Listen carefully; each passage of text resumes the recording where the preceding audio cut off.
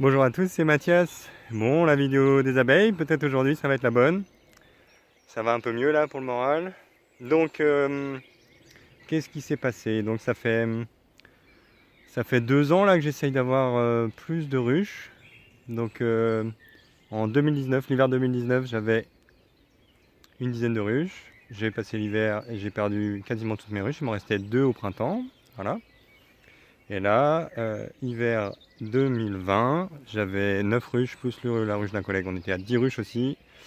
Et on a une survivante, cette ruche-là, voilà, qui vient d'arriver sur les terrains.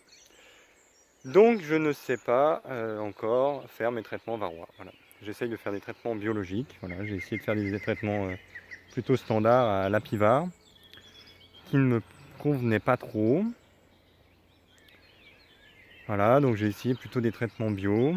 L'acide formique l'été, l'acide oxalique l'hiver. Voilà, c'est ce qu'on fait.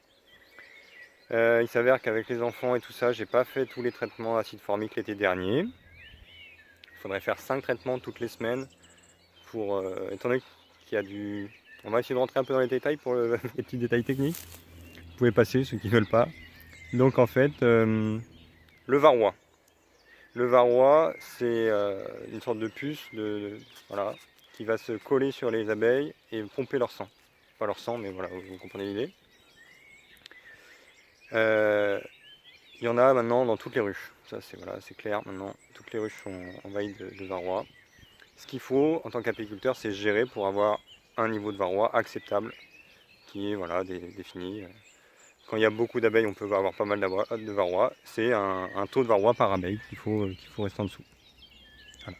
Si le taux de varroa devient trop important, les abeilles sont de plus en plus faibles, les abeilles peuvent naître déformées et du coup, on peut perdre la ruche de cette façon-là. Donc les naissances se font de moins en moins bien. De mon expérience, qui n'est pas complète, voilà, il y a aussi donc, le problème du varroa, c'est qu'au printemps, si le traitement n'a pas été bien fait, si la pression de varroa devient trop importante sur la ruche, et ben, les abeilles vont abandonner la ruche pour essayer de sauver. Voilà, pour sauver. Donc là, c'est un essaimage un peu de secours. Il ne laisse pas d'abeilles dans la ruche, il ne laisse pas de cellules royales, donc la ruche, elle est totalement vide.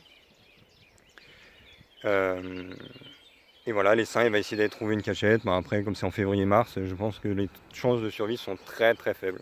Très très faibles. Surtout que c'est des abeilles affaiblies. Voilà, c'est vraiment, vraiment mauvais, quoi. Voilà. Donc on essaye de garder ce taux le plus bas possible. Le varroa, il se multiplie dans les cellules des abeilles.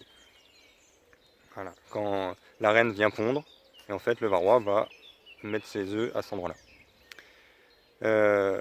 Il y a plein de détails techniques, mais voilà. Donc, en fait, une abeille, ça prend, là j'aurais dû vérifier, 21 jours pour naître. 21 jours, une ouvrière. Les ouvrières ont une durée un temps de naissance, les mâles ont un temps de naissance, voilà. Et il faut en fait, quand on fait le traitement acide formique, tous les varrois qui sont cachés dans les œufs, dans les cellules de couvain, ne vont pas être tués. Et donc il faut faire ça toutes les semaines, pendant 5 semaines, pour qu'en fait on tue les varrois qui sont sur les abeilles.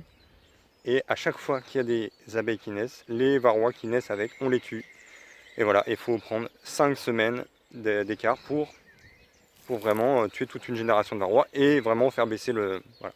L'année dernière, je n'ai fait que 2 traitements à une semaine d'intervalle. Parce que du coup, j'ai eu un problème, si vous vous souvenez bien, ceux qui suivent sur Facebook, d'attaque de frelons asiatiques. Donc la maison de la Ronce était très attaquée par la maison de la Ronce qui est juste à côté de chez moi dans Valais, à une dizaine de ruches. Ils étaient très attaqués par les frelons asiatiques. Ils ont enlevé leurs ruches après leur récolte. Tous les frelons de la maison de la Ronce est venu sur mon rucher. Et en 3-4 jours, j'ai failli perdre toutes mes abeilles avec ça. Donc j'ai dû déplacer toutes mes ruches à Pleudien. Et après là, dès que je les déplace là-bas, en ce moment avec mon travail plus les enfants, j'arrive plus à faire le suivi. J'ai un suivi beaucoup plus délicat. Donc malgré le traitement à l'acide oxalique l'hiver, donc acide oxalique c'est un deuxième acide qu'on vient mettre avec une seringue sur les abeilles quand c'est en plein hiver, quand elles sont bien en boule. Et là on passe une seule fois, puisque en hiver en théorie, c'est la théorie, il n'y a pas de couvain. Donc il n'y a pas d'œuf de varroa. On peut tuer tous les varrois qui sont sur les abeilles avec l'acide oxalique. Voilà.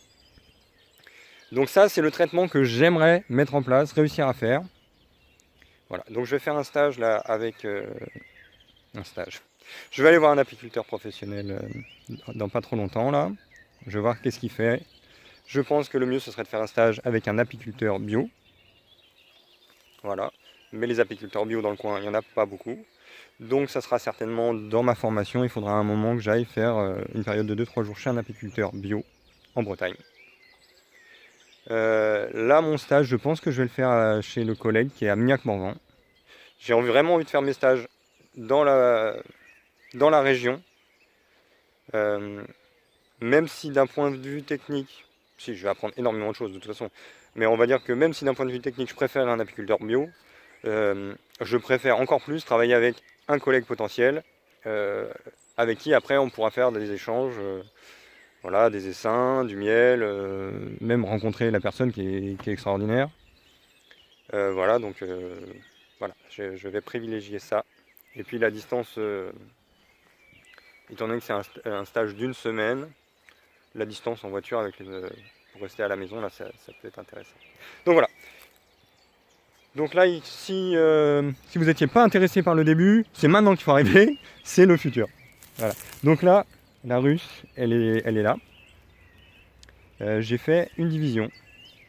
Je pense que je vais faire une vidéo un peu plus technique après. Voilà. Donc là, j'ai fait une division. J'ai pris 2 cadres de cette ruche-là et je les ai mis dans une ruchette. Voilà. Et ça va me créer une autre ruche pour cette année. C'est une ruche toute petite qui fera du miel l'année prochaine.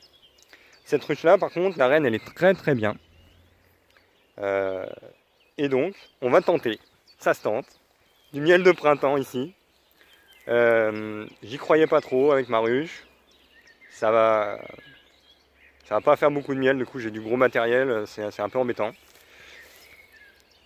Mais du coup là, ça va me gérer un peu mieux mon essaimage. Il y a plus de place quand on met une ruche, une hausse. Là, tout mon terrain, c'est des ronces, je vous avais montré. Et ben les ronces, c'est génial pour faire du miel. Voilà. La mielée de ronces, c'est une belle mielon en Bretagne. Voilà. On appelle ça du mûrier sauvage, c'est plus vendeur. Mais c'est du miel de ronces. C'est un vrai bon miel. Souvent, c'est ronces avec les châtaigniers, ça se fait un peu en même temps. Voilà. Donc, moi j'ai les ronces qui n'ont pas encore fleuri, les tilleuls qui vont bientôt fleurir, et j'ai la châtaigneraie là qui est derrière chez moi aussi qui n'a pas encore fleuri. Mais non, c'est le miel d'été. Donc, non, pour le printemps là, c'est le miel de ronces et le miel de tilleul. Donc j'ai encore 2 belles mielées là. J'ai pas de colza autour. J'ai regardé un petit peu, j'ai fait un petit tour en voiture. Donc potentiellement du super miel pour ce printemps-là. Ça va taper dans les 5 et 10 kilos, on va essayer. Parce que moi pendant ce temps-là, en plus j'essaye de faire, de diviser pour avoir des ruches. Voilà. L'idée c'est de repartir cet hiver avec 9 ruches.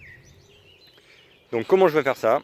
Je ne veux plus acheter des seins. Voilà, vu que j'ai perds, ça fait vraiment un gouffre financier. Là en ce moment c'est à presque 150 € les seins. Donc vous voyez j'ai perdu 8 ruches cet hiver. Les champignons, voilà. Donc je vais les diviser moi-même, je vais les faire moi-même, ou alors je vais les capturer, voilà. Il y a quelqu'un à Québec qui m'a appelé hier, un essaim chez lui. C'est de la belle abeille. J'ai pas vu la reine, mais c'est un bel essaim là, ils sont bien dynamiques. Voilà, donc là, j'ai une ruche, bien sûr, avec une reine, c'est sûr. Une division, il y a des cellules royales. Donc la reine va bientôt naître, elle naît. Après, quand elle naît, elle est vierge. Il faut qu'elle se fasse féconder, il faut qu'elle retourne dans la ruchette. Il faut que tout se passe bien et qu'elle commence à pondre. Voilà, ça va être dans 1 mois environ. Donc elle a du couvain, il va y avoir des jeunes abeilles qui vont naître. Elle a chargé un peu en miel, là, il y a un demi-4 de nectar qui est bien rentré. C'est bon pour elle, parce que là il va y avoir une semaine de pluie pareil. Voilà. Donc voilà, là on est à 3, on va dire qu'on est à 3. Donc il en manque 6, 7. Voilà. J'ai tout ce qu'il faut en boîte, on appelle ça les boîtes. Les ruches vides quoi. J'ai 15 ruches vides, j'ai 5 ruchettes, j'ai tout ce qu'il faut comme hausse, mais j'ai pas de miel. Donc voilà. Donc Et avec ça, on va essayer de faire un petit peu de miel. Je pense que ça va être que pour moi et ma famille. Hein. Miel de printemps et un petit miel d'été sur cette ruche-là. Donc voilà, une vidéo un peu longue peut-être, pas si longue que ça. Sur le point, sur les abeilles à la ferme Arroir. Miel Morel, puis la ferme Arroir. Bon voilà. Je vous ferai une autre vidéo. J'ai vraiment envie de faire cette vidéo là, je pense que ça va être une vidéo intéressante pour ceux qui ne me connaissent pas en fait, c'est la vidéo de la présentation du projet. Qu'est-ce que je veux faire sur cette chaîne YouTube là? À quoi elle sert cette chaîne là? Et qu'est-ce que c'est que mon projet quoi? Voilà. Donc ça devrait sortir cette année. Voilà. Et autrement, si vous voulez avoir des suivis, comme j'ai pas beaucoup de temps et que les montages ça prend pas mal de temps, et ce sera sur Instagram plutôt sur Facebook. Là, Instagram j'aime vraiment beaucoup, j'essaye de mettre une photo par jour. Il y a plein de choses qui arrivent en fait sur notre ferme. Là, il y a le chat qui arrive ce soir. On a un petit bébé chat qui va arriver. Il y a des essaims. Il va y avoir la naissance des petites chèvres là. Qu'est-ce qu'il y a d'autre? Potentiellement, il y a des canards qui vont arriver.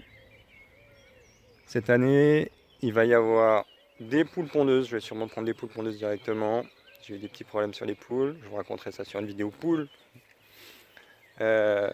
D'autres naissances. Non, il y a vraiment plein de choses à faire. Donc ça va être Instagram. Vraiment, si vous arrivez à aller sur Instagram, c'est cool. Il y a quelques photos, celles que je trouve le mieux et qui font une petite histoire, je les mets sur Facebook. Et puis quand j'ai plein de choses à vous raconter, je fais une vidéo YouTube. Voilà. Merci à tous de m'avoir regardé. Abonnez-vous à ma chaîne. Et à plus. Ciao.